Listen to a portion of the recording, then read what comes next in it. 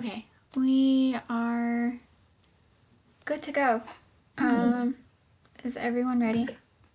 Yeah, I think so. Okay.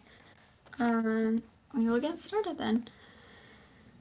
Okay, so today we are going to debate the topic of universal preschool. We have myself, Skylar Barreras, and Megan Stint. I'm always going to mess it up. I'm sorry. Stiltner debating for universal preschool, and we have Olivia Lemley and Misty Henriksen debating against universal preschool.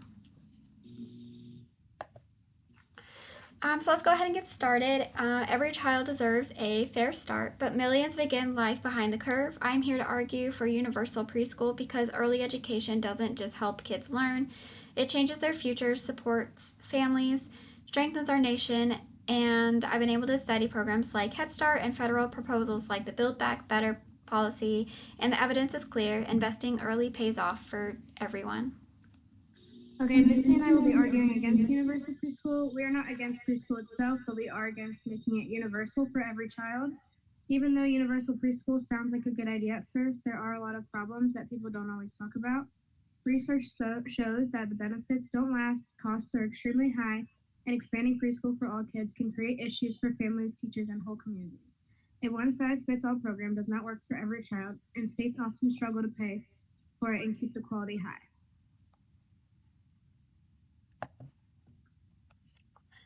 To understand why America needs universal preschool, we first have to look at where it all started, and that's with Head Start.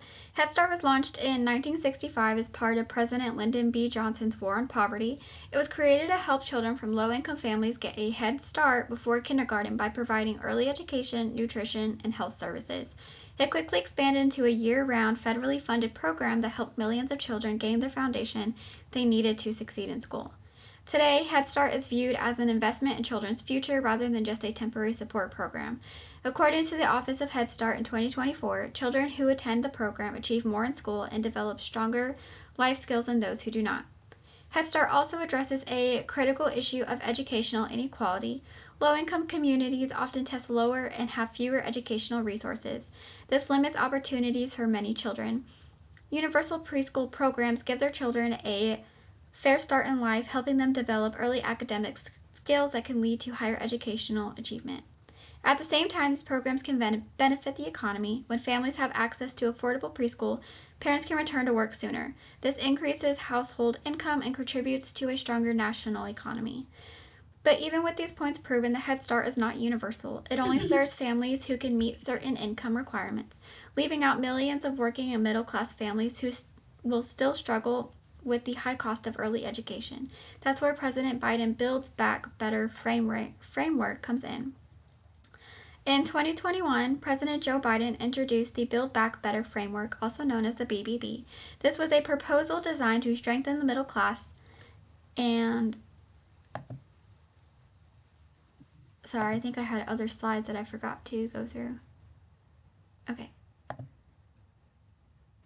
My apologies. So one of its impactful goals was to provide federal funding for universal preschool.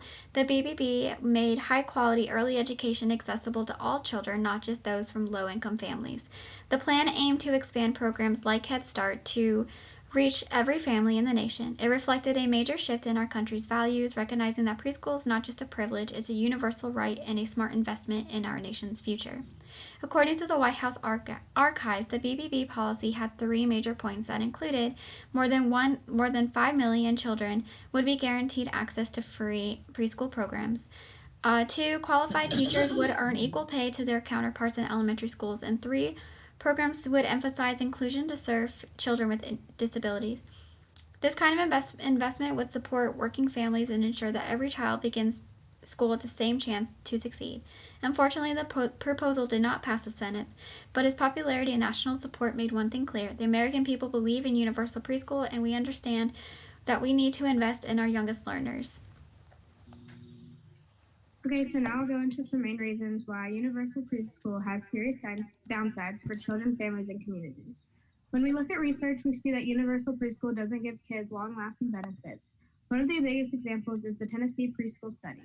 Kids in that program did better at first, but by third grade, their education had faded. And by sixth grade, they were actually doing worse than kids who didn't go to the program at all. And I'll talk more about it on my other slide, but universal preschools are so large that the quality drops because it's so hard to keep the classrooms small and teaching standards high. And this leads to kids experience more stress, more behavior problems, and lower quality instruction. So even though universal preschool may look helpful at the start, the benefits don't last long term, and in some cases, the outcomes get worse. Another major problem is the cost. Universal preschool is extremely expensive for states. Creating a preschool spot costs around $21,000, and then educating one child costs about $12,500 every single year. When you add that up across kids, it's thousands. This becomes massive. The Penn Wharton budget model also predicts that universal preschool would raise the government debt by over 2% by 2053. That's a huge financial burden for taxpayers. And when states can't keep up with the cost, the quality of the program starts to go down. Classrooms get overcrowded, teachers get underpaid, and resources get stretched thin. Plus, putting so much money into universal preschools can take money away from other child care programs like infant care or home-based providers, which many families rely on. Another big concern is quality. Many states simply don't have enough certified early childhood teachers to support a universal preschool system. So when states try to expand these programs quickly, they often end up hiring teachers who are inexperienced or not fully qualified. That affects the quality of the education the kids receive. When class sizes get too big, students get less one-on-one attention, which is extremely important at that age. Overcrowded classrooms can lead to more behavior issues and less learning. And the quality of universal preschool isn't the same across states. Some states have strong programs while others struggle. That means that not all children get the same level of benefits, even though the program is supposed to be universal. All of this shows that growing too fast leads to lower quality teaching and worse outcomes for kids. My name is Misty. This is a rebuttal against Side A for universal preschool. Universal preschool sounds great in theory, but evidence shows that it will not be as great as it seems. A randomized study of Tennessee's statewide preschool found that by 3rd through 6th grade, kids who attended preschool scored lower and had more behavior problems than those who didn't. Head Start shows the same fade out. The federal Head Start impact study found kindergarten gains, but by the end of 3rd grade, there were very few lasting differences left between Head Start kids and the control group. So the claims that universal preschool reliably closes the gap just isn't consistent with the biggest real-world programs we have. People also like to push emphasis on the invest early argument using tiny, high-intensity experiments. This is very different from trying to run a universal nationwide system where quality, staffing, and oversight are uneven. Once you scale up, quality drops, classroom change, and outcomes get mixed. State systems already struggle to meet benchmarks for staffing, class size, and curriculum. Even reviews of universal preschool evidence warn that results from large programs are mixed and often overstated in politics. Finally, the cost is massive. Estimates for nationwide preschool run around $350 billion over a 10-year span. Build Back Better projected roughly $400 billion for universal preschool alone, and this is money that would add pressure to deficits. So if the benefits fade and the cost is massive, the cost versus benefits just doesn't make it worth it. Parents aren't getting the full picture. Quality is important when it comes to food at restaurants in which we dine and clothes that we purchase. The same quality standards should be considered when it comes to our children. I'm Megan, and I'm doing the rebuttal and the concluding remarks. Universal preschool is one of the strongest investments we can make in children, families, and our country's future. There are a lot of claims about whether preschool works, so it's important to look at what research really tells us. A common criticism comes from the Tennessee preschool study, which shows negative outcomes by 3rd to 6th grade. But that program had serious quality problems.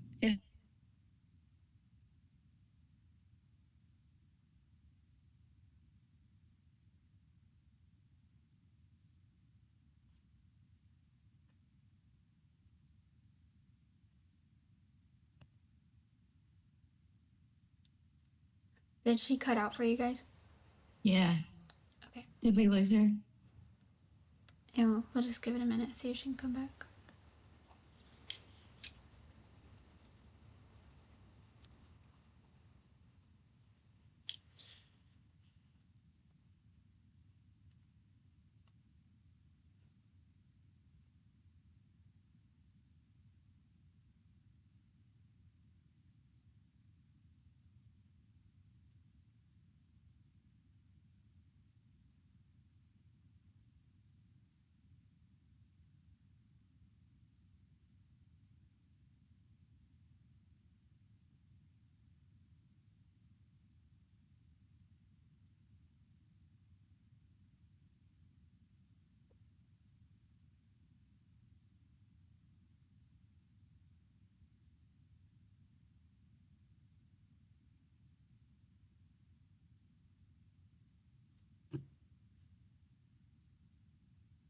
Okay, you're recording. You're good.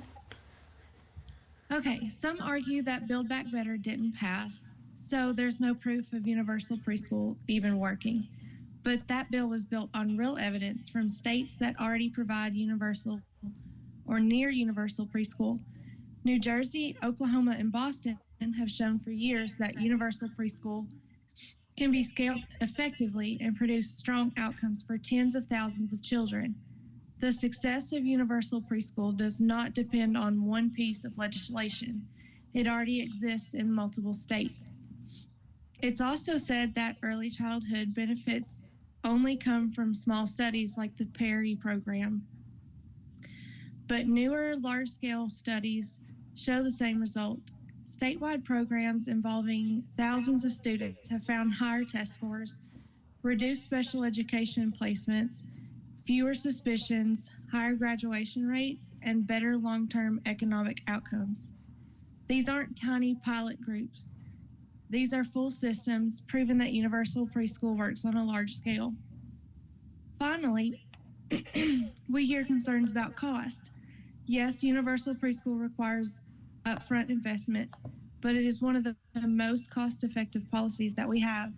For every dollar spent, society gains back $7 to $10 through higher future earnings, reduced crime, lower special education costs, fewer grade retentions, and increased workforce participation as parents are able to return to work. The initial cost for itself many times over.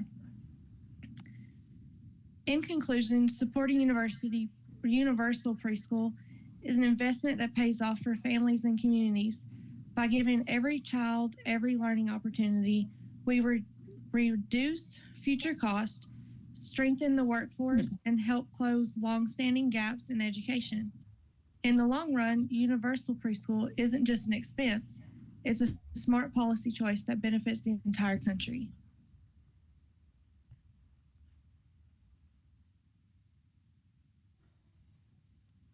This is closing statements for universal preschool. Side B, universal preschool is being treated like an automatic cure-all, and the research just doesn't support that. When preschool programs become too big, the results aren't consistently strong enough. As we mentioned, the cost is overwhelmingly high for a system that isn't guaranteed to work the way it's being represented. The cost and projected decline in quality makes this risky. So instead of spending hundreds of billions of dollars on a system that isn't guaranteed, we should focus on targeted, high quality kindergarten through third, where learning sticks and is more lasting. Across the states, there are classrooms that cannot provide proper supplies needed, leaving teachers scrambling to purchase this from their own pockets. It makes more sense to improve quality in a system that is already in place and suffering than to spend billions of dollars on starting up a new system that doesn't have enough evidence to support it.